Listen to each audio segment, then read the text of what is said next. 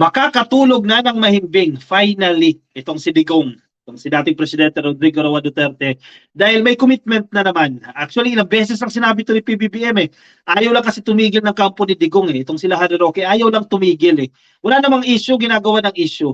Anyway, sige, may commitment na naman. Yan ha, reiteration ito, pag-uulit-ulit ito na hindi magpa-participate ang gobyerno ng Pilipinas sa pag-aresto kay Digong. Ilang beses lang sinasabi yan ng administrasyon, pero ayaw niyong maniwala. Gumagawa pa rin kayo ng issue, gumagawa pa rin po kayo ng gulo. O, sige, ito na naman ha, reiteration ito, pag-uulit ito. Hindi aarestuhin si Duterte. Yan, para matigil na kayo dyan ha. Hindi aarestuhin ng PNP at ang PNP nakikinig po sa direktiba ng presidente. Ibig sabihin, sinusunod nila si Pangulong Bongbong Marcos at kung ang inutos ni PBBM, huwag mag-cooperate sa ICC. They have the warrant of arrest if ever, huwag nyo i-enforce yan. Huwag nyo ipakita, huwag nyo i-serve yan kay Duterte. Yan ang matagal nang sinasabi ng administrasyon pero ayaw nyong maniwala eh. Pilit nyo pa rin, gumagawa kayo ng issue, gumagawa kayo ng kung ano-ano para makakuha ng simpatsya. Kaya naghahati-hati ang opinion, naghahati-hati ang suporta ng taong bayan dahil sa wala namang issue, ginagawa nyo ng issue kung ano-ano pa. Anyway, sige, napakabait ni Pangulong Bongbong Marcos sa totoo lang dahil sa sobrang ninyong panglalait, hindi kayo binabalikan at kinakampihan pa kayo ngayon laban sa international community. Anyway, sige, ang problema, wala pa tayo naririnig na may nag-thank you man lang. Si Harry Roque hindi man lang nag-thank you. Si Duterte, wala man na tayo narinig na nag-thank you kay PBBM dahil sa reiteration na ito. Kasi si Harry Roque gusto niya talaga may papeles eh. May memorandum circular eh. May presidential circular na ilabas talaga eh. Itong si PBBM. Ito na, hindi pa ba sapat itong statement? Ayaw kasi nila ng verbal eh. Gusto nila may papeles. Anyway, sana mag-thank you kayo. Mag-thank you man lang kayo. No? Kahit text lang, thank you o TY, okay na yan eh. TY lang. Dahil sobra-sobra na yung pagpapakumbaba at ano tawag dito? Ano ba yung ano tawag mo dyan? Yung pagbibigay ng administrasyon na ito sa mga Duterte. No? Anyway, nasa balita ng Philippine Star Global, PNP won't arrest Duterte. Ayan, pwede na pong matulog ng mahimbing si PRRD. Ganoon din po yung kanyang mga security, yung kanyang mga nagbabantay sa kanya na marami, definitely marami. Pwede na po muna kayo mag-relax muna, kalma muna, ka-coffee, dahil hindi po aarestuhin si Tatay Digong. Kasi itong si Harry Roque, nagpakalat pa ito ng balita na anytime aarestuhin na eh.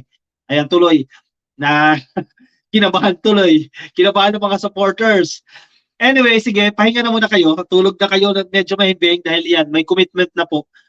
Former President Rodrigo Duterte can sleep soundly as the Philippine National Police will not implement any warrant of arrest coming from the International Criminal Court. Malinaw yan ha. Ang ano bang pong warrant of arrest na manggagaling sa ICC, kasi mabilis na mag-issue ang ICC eh, hindi po yan i-implement sa Pilipinas. Hindi aaresto yung si Duterte dito sa Pilipinas kung ang warrant of arrest ay manggagaling sa ICC. Kung manggagaling sa korte sa Pilipinas, may ibang usapin na yan. So, kailan ma-arresto si Duterte if ever may warrant of arrest? Kapag mag-abroad siya, di ba? Nasa international community siya. Nasa paliparan siya ng ibang bansa o nasa ibang lupain siya outside the Philippines. Diyan pwede siyang arestuhin. Colonel Jean Fajardo, ang tagapagsalita po ng Philippine National Police, sabi niya po that they are taking the cue from President Marcos. Malinaw yan ha. Sinasabi ng PNP ha. Naghihintay sila ng cue o kautusan, go signal sa presidente. Ibig sabihin, kung ano sabihin ng presidente, yun ang gagawin ng PNP. Malinaw ang argumento ng presidente ngayon, no. Huwag arestuhin kapag galing sa ICC. Huwag mag-cooperate kapag galing sa ICC. So, sinusunod ng PNP yan. Who earlier said the Philippines does not recognize the ICC's jurisdiction over the country. Again, paulit-ulit na sinasabi na to pero ayaw nyo kasing maniwala. Gumagawa kayo ng gulo para makakuha ng simpatsya. They could issue a warrant of arrest to anyone, but the enforcement is another thing. Can they enforce it within the jurisdiction of the Philippine government? Fajardo told the news briefing at the Camp Crame. Definitely, hindi. I think our president is very clear on that. They don't have any jurisdiction here in our country na ilang beses nang sinasabi ni Duterte at hindi nagsisink in. Sorry, ilang beses nang sinasabi ni PBBM at hindi nagsisink in sa inyo yan. Duterte's former spokesman, Harry Roque, said the ex-president has information that he could be ordered arrested by the ICC at any time. Pero walang silver rin yan. May warrant of arrest ka, hanggat hindi lalabas si Duterte ng bansa, hindi siya ma-arresto dyan. Kasi manlalaban din ito, di ba?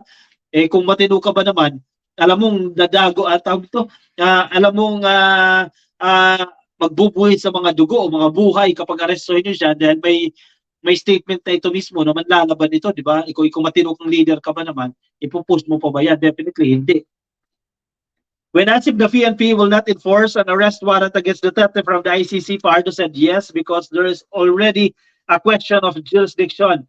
Because in our view, this is infringing on the sovereignty of our country. Fajardo said that they have no idea where Roque got his information about Duterte's impending arrest warrant. Sabi naman ni Harry Roque, galing kay Duterte.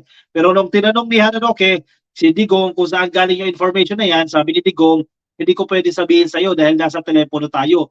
Di ba? Yun ang accounts, yun ang sinasabi dito ni Harry Roque. Pero ngayon nga, dinideny nga ni Duterte na hindi nga naman tinawagan itong si Harry Roque. Basta ang gulo nila kakofi, gumagawa ng sarili nilang gulo, ang gumagawa ng sarili nilang multo. She stressed that the PNP has not received any information about the warrant of arrest issued by the ICC. Fajardo added that the Foreign Affairs and Justice Department have not coordinated with the PNP about it. For Fajardo, there is no reason for the ICC to interfere with the internal affairs of the Philippines as the country's judicial system is working. Malinaw naman yan ka-coffee. Noon pa, malinaw yan. Ilang buwan nang malinaw yan. Gumagawa lang kasi ito ng issue, itong mga ito. Kaya gumugulo tuloy. Marisa Suba, kaya mga kaloyanista itapon lahat ng mga lutang Duterte sa susunod na halalan para walang salot. Wala daw salot. Senatorial elections ka-coffee. I don't think may mga lumulutang-lutang na ka-coffee na patatakbuhin nila sa pagkasenador. Medyo wala pa tayo naririnig no, sa kanilang kampo. Domer, tama, gawa ng kwento ang tatapang, naku, ewan sa eleksyon. Magkakaalaman yan o galing walang class OA. Tuloy, napagsabihan ni First Lady Lisa Marcos walang class. May class tayo, hindi dapat tayo nagbibigay ng mga hurtful statement against our kapwa. Roberto Janco, tinakot sila ni Trillanes, naniwala naman sila. Kaya ayan tuloy, natakot sila. Tuloy, tinatawanan sila ngayon ni Trillanes. Ito rin si Harry Roque, actually tinatawanan siya ngayon ni Trillanes. Kasi nung una, di ba sinasabi nila, huwag kayong maniwala kay Trillanes. And then 2 days ago, nagkaroon siya ng live stream na sabi, huwag na kayo maghanap ng ebidensya. Dahil si Trillanes na raw mismo ang nagsabi, ibig sabihin, totoo yung sinabi ni Trillanes. Kasi si Trillanes daw po ang complainant dyan sa ICC. So, tapos ngayon, ito na naman, ewan ko, gumugulo-gulo-gulo lang, may mga nagpapagulo kasi dyan Nitoy Pigeon Vlogs, tawagin ang ICC para matahimik na ang ating bansa. Ang problema, Sir Nieto, gugulo. Pag nandito yan, ka-coffee, gugulo, no?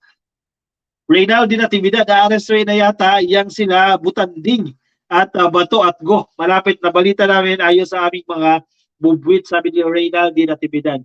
Pero sabi yan ng PNP, naghihintay sila ng queue, naghihintay sila ng go signal mula dyan sa ating presidente. Pero malinaw naman ngayon ang punto ng presidente natin na wala pong magaganap na pag-aresto kung galing sa ICC itong warrant of arrest. Pero kung galing sa local court, dito po sa Pilipinas yan, pero wala pa tayong naririnig na may ganyang usapin, ma-aresto siya dyan. Pero as of the moment, wala pa po. No? Kaya himbing muna tulog. Enjoy muna sila ka-coffee. Malamig ang gabi, no? Enjoyin muna nila yan. Lore Mamawag, gagawa-gawa nila. Pwede nga ka-coffee dyan. Nilda Galvez, feeling ko may pressure na ang China sa kanila, kaya kung ano-ano ang kasinungalingan ang pinagsasasabi. Tuloy sila din ang nai-stress. Ang problema, nadadamay tayo sa stress Nadadamay ang administrasyon sa stress na binibigay nila. Dati hindi sila naniniwala kay Trillanes, sabi ni Matthew Alcover. Tapos ngayon naniniwala na. Di ba? Ang gulo Wala naman pa.